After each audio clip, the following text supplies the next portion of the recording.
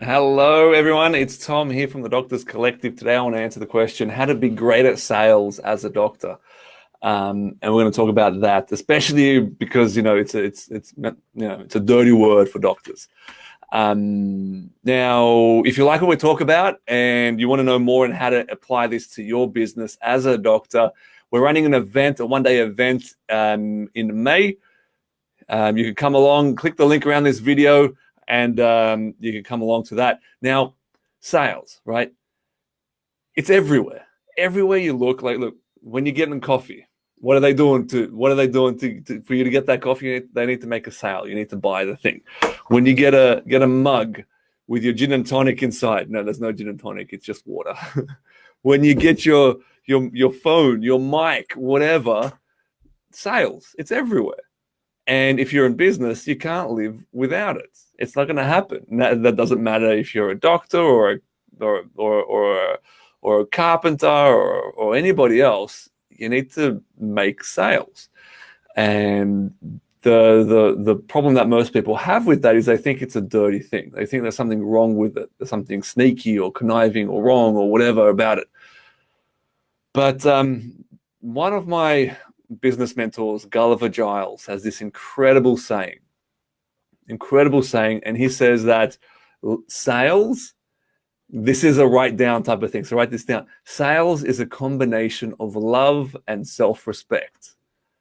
Okay, it's not some dirty, sneaky thing. It's a combination of love and self-respect. So let me explain that. So it's loving them enough to reach out, loving them enough to help them with their problem, because that's what your sale does. It offers a solution to a problem they're having, right? It's about loving them enough to help them, to offer a solution, to contact with them, to call them on their, if you're doing consultative sales, to call them on if they're saying the wrong stuff or if they're not on the right track, loving them enough to call them out on that and to help them and to be honest and to give them a solution and to create programs and materials that's actually going to help people and loving them that way, right? It's also loving yourself by honoring yourself, and this is where the self-respect comes in, right?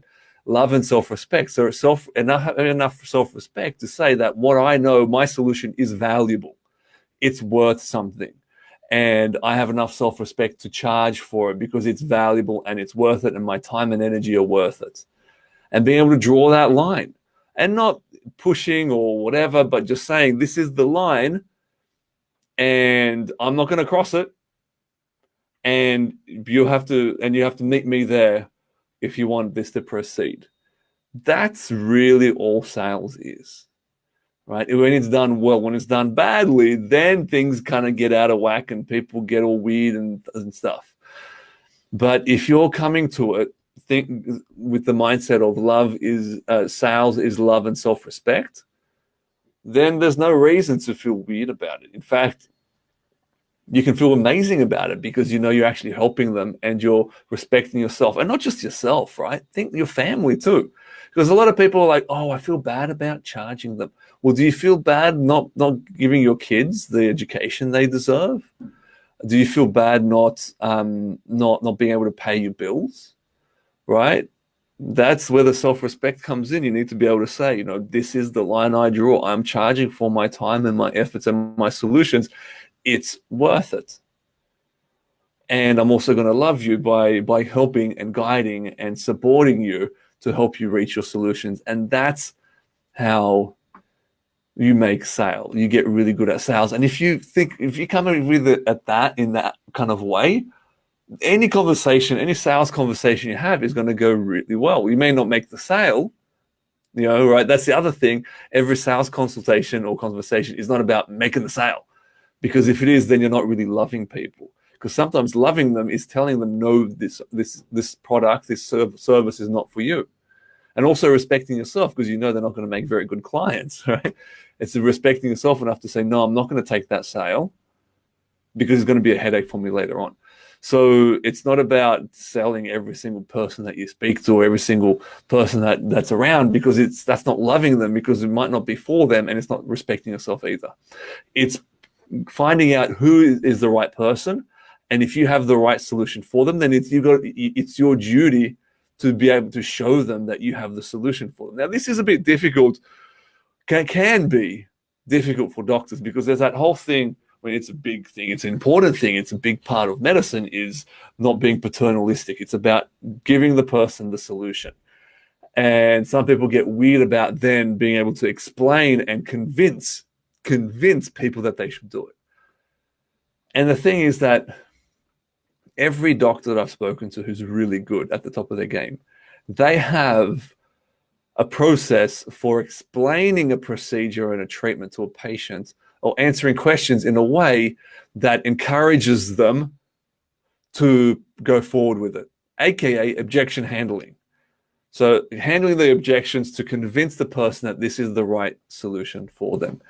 And, you know, it is. If you've gotten to that far in the conversation, in the consultation, that you're offering them the solution, then you wouldn't be doing that if you couldn't help them, if that wasn't the right thing for them. And, you know, ultimately they could say no. They can say, no, this isn't for me, and that's totally fine. And if they're saying no, the key there is making sure that they understand the decision that they're making. And as doctors, that's what we do. You know, we explain, oh, so you need to have your pancreas removed because there's cancer. Well, look, and you don't want to do it, that's okay. But what we need to understand is that if we don't go ahead with this, you know, X, Y, and Z will happen. And you need to be aware of that decision. And if we do proceed with it, where we have this percentage chance of making it happen, but there are these risks, these chances, what would you like to do? Right? And same thing happens in a sales consultation and a conversation. You explain to them, you know, well, if we don't proceed with this program or this service, then this problem will continue for you and you'll deteriorate in this way. This is what I've seen happen. You can see it happening for yourself right now. Or number two, hey, you know, if we proceed with this, it's an investment of this much, but it's going to return to you X, Y, and Z. You're going to have this problem solved. Your life is going to change in this way, And then they can make the best decision. If they, at that point they choose no, then, hey, you've done everything you can. They're maybe not in the right headspace or whatever, but you've done everything you can. And if they say yes, then great, you can provide your service. That is how to be great at sales as a doctor. Now, obviously, I've kind of simplified it, but these are the principles that one of my mentors, Gulliver Giles, has taught me, and I've applied over many years. And it's a brilliant way to approach business, because ultimately, any business you're in, it lives and dies by its sales. Right? I don't care if you've got a startup and you're trying to get funds for someone. You haven't made a sale yet, but you're hoping to get funds and investment from someone. You're selling that investor. You're selling the investor on why they should come to you. That's a sale. And then when you're ultimately making sales to customers, they're sales. And you need to be comfortable with those. And if you're not raising funds, and if you've got clients and patients or whatever, customers, you need to make sure that you're selling in a strong way, so that you're actually offering and you're going to it not with fear.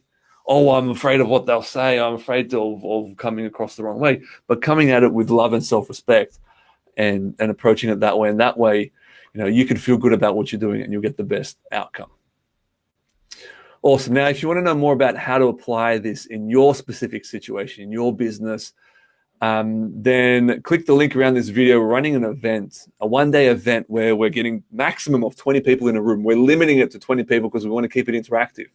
There are a lot of business events out there that are huge and kind of nice, they're either way too vague or they're super specific, like, you know, billing codes. But what we're doing here is creating an event where we take you from the problem that you're having and create a plan to actually address the problem that you're having within your business as a doctor, because I know as doctors, it can be difficult to get guidance, especially if you're doing things differently, right? If you're not doing the average clinic, maybe you're doing e-commerce or a different type of clinic, injectables or high-end, or maybe it's an online program or retreats or some other thing that's not your usual traditional clinic. It can be difficult to get guidance. And that's what we specialize in. That's what we're talking about at the event. And so come along or enjoy learning more from wherever you're watching this. And I'll see you next time.